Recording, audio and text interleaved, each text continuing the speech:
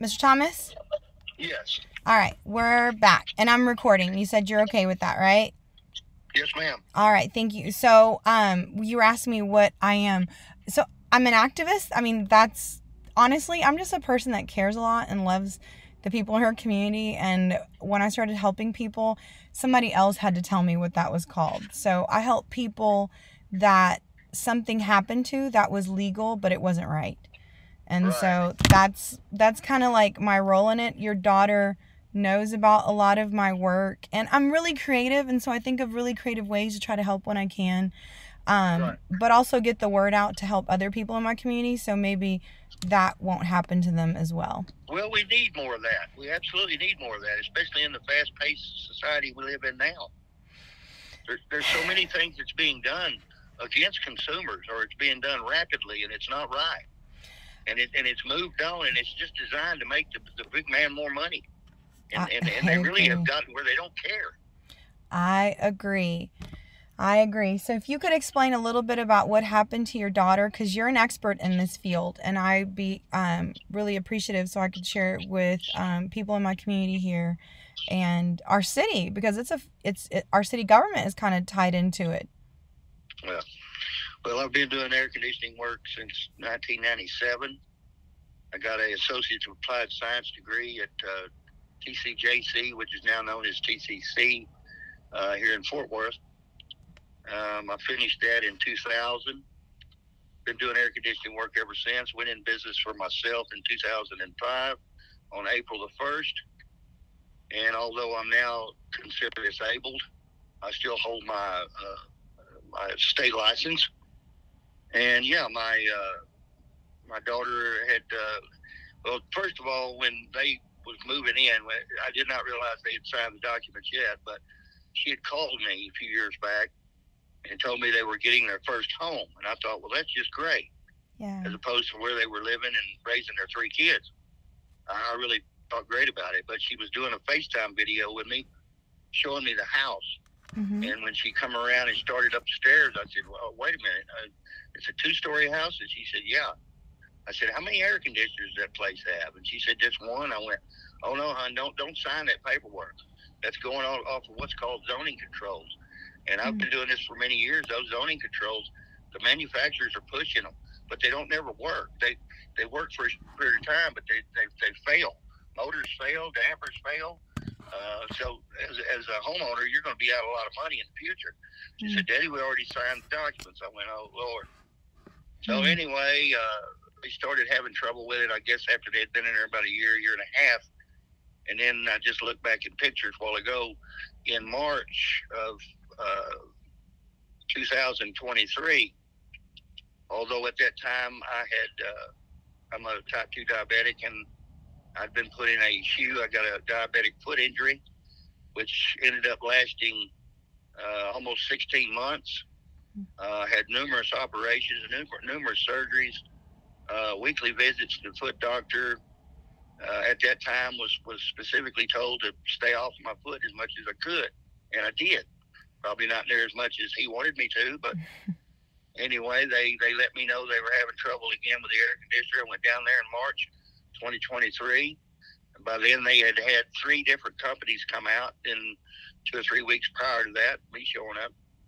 And I told them specifically, keep them invoices. I want to see what's going on. And everything that was on them 3 invoices that the technician said they did not do. There was nothing that they said on them, and I hope that Thelma and Davern still have those invoices, because nothing was done that they put down there and charged them for doing. Anyway, I got the system up and running then for them, and of course spent a couple of days there visiting over the weekend, come back home. And then it wasn't too much longer after that. A few months later, it went down again.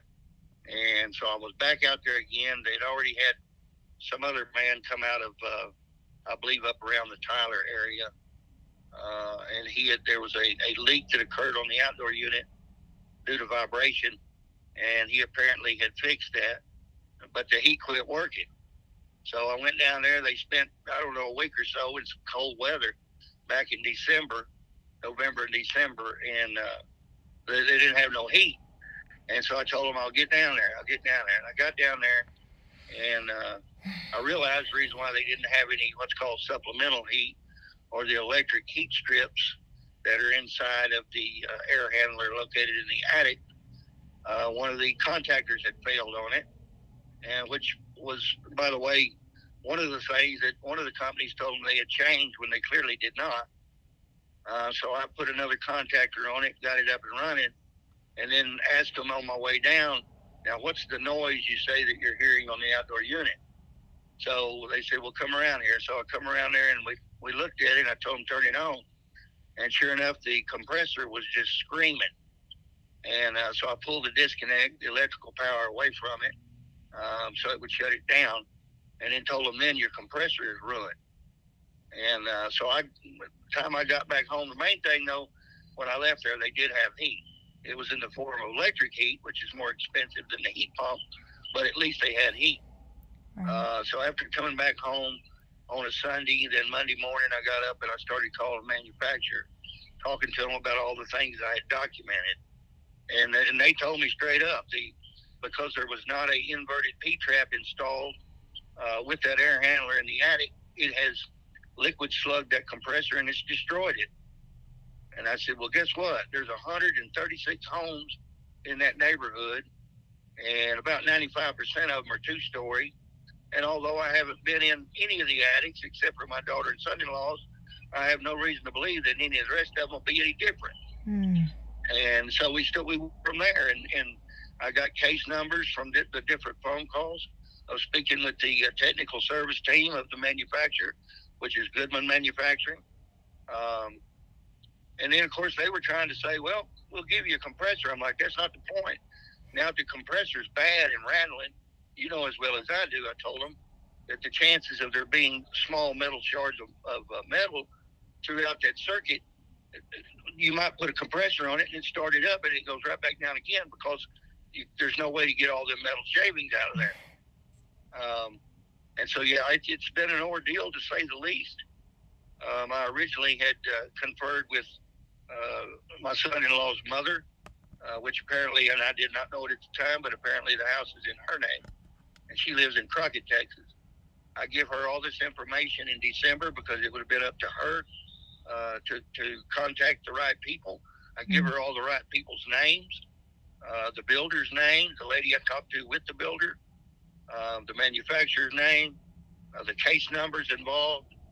And then I told them also, by the way, when these homes were built, all of these manufacturers for the last 10 years have offered a 10-year compressor, 10-year parts warranty. All you have to do is register that product within 90 days of installation, and you will achieve that extended warranty.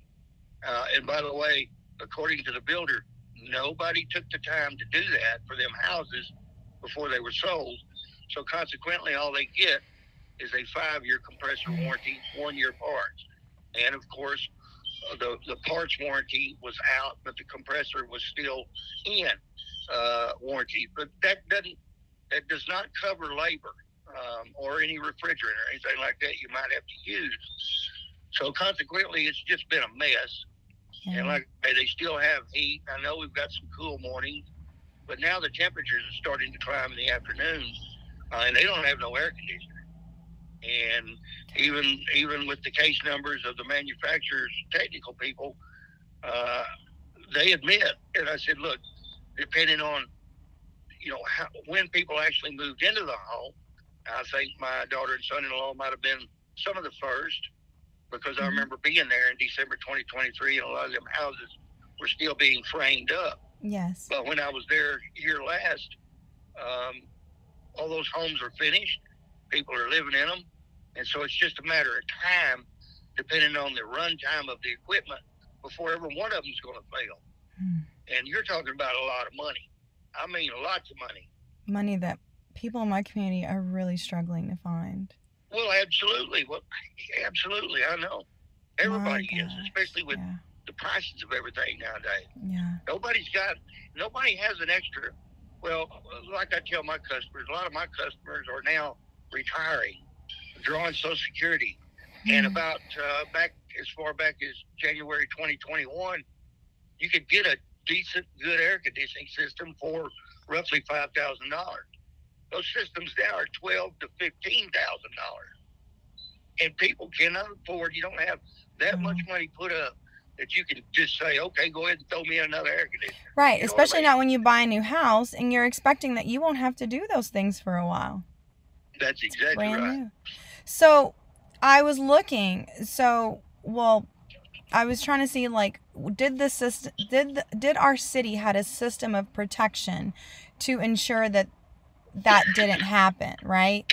Can you talk to me about, like, the inspectors? Like, are the it's been my experience all these years, when we put systems in, when Jim's AC and Heating would change out someone's system, there's always going to be an inspector involved.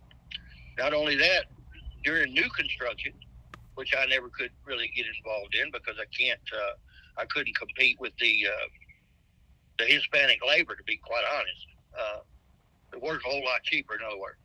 But yes, the city, anytime there's development, they have inspectors on all forms or aspects of the trade, including electrical, wood framing, roofing, HVAC, mechanical.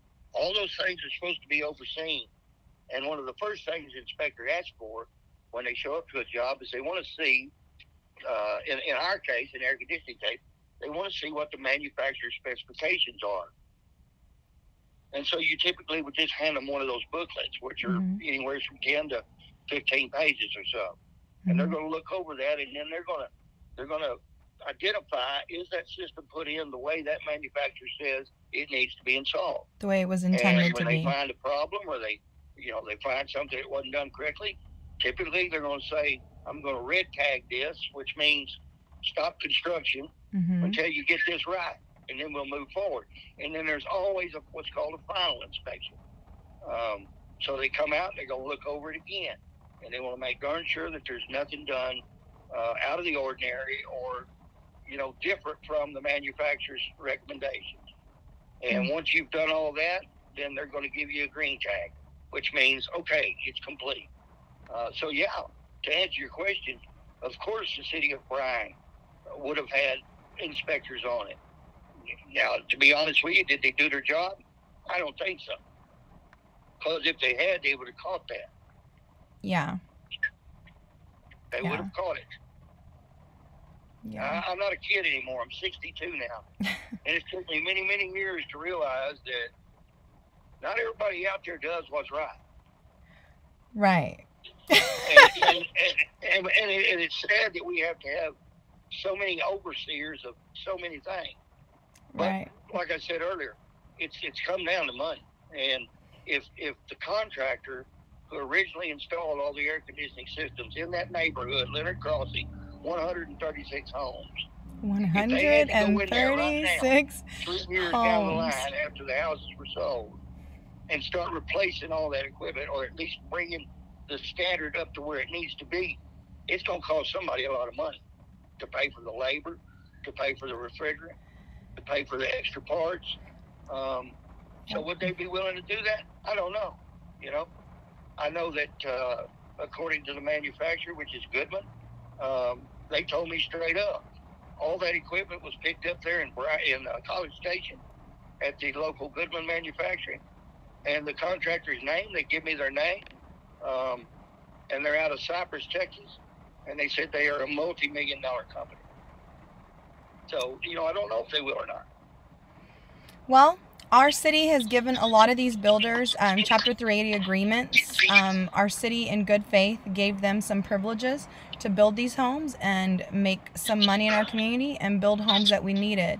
I think our city would be glad to know, our city leaders would be glad to know that some of these builders are not fulfilling their end of the agreement, which is to build good homes for our families.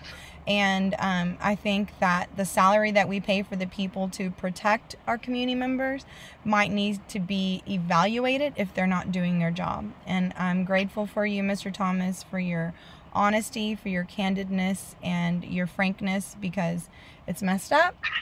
And we can't undo what happened to your daughter, but I'm grateful for her courage that she says, I can't go back, but I can go forward telling other people so it doesn't happen to them.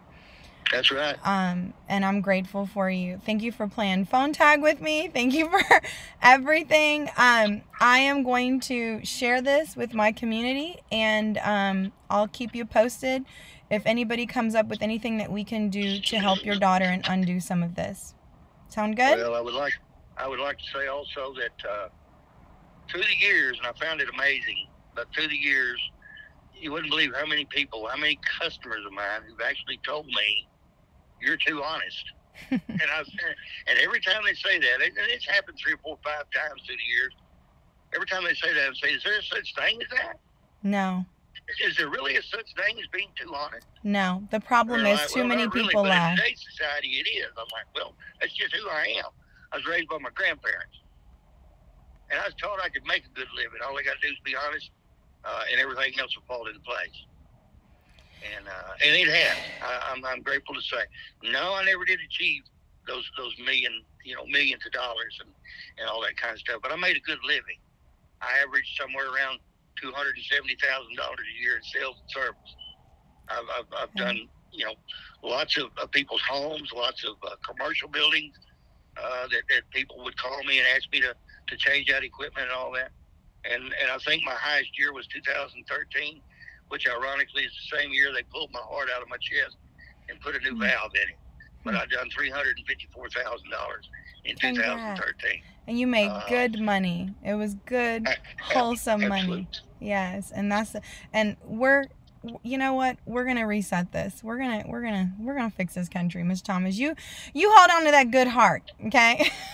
And I'll hold on to mine, and we'll keep working together. And I'll be in touch, okay? And what was your name again, ma'am? Fobby Payton. Okay.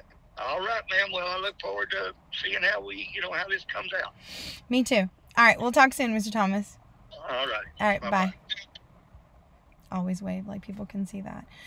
All right, guys. So here it is. Here's the story. This is what's happening. I'll post all the receipts and documentation under the post of the family that wants to share it. The name of the builders, the name of the company, all the links to city's Chapter 38 agreements. Help me.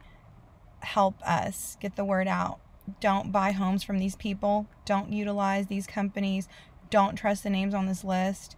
They put this family through too much, and we can't let them put any more Bryan families through it. All right, signing off. I'll be Peyton. Allegedly. Bye.